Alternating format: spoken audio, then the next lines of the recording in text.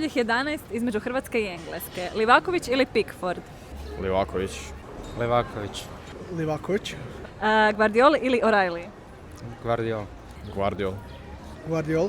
Bušković ili Gay? Gay. Vušković. Vušković. Šutalo ili Konsa? Konsa. Oboje šutalo. Šutalo. Stanišić ili James? Stanišić. Stanišić. Stanišić. Modrić ili Bellingham? Modrić. Modrić. A realno... A nije, Modrić je realno sad bolji, iskreno. Kovačić ili Rice? Rice. Rice. Rice.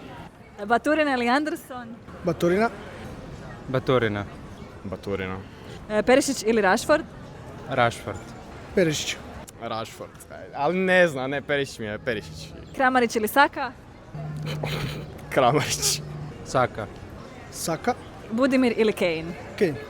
Kane. A Kane to...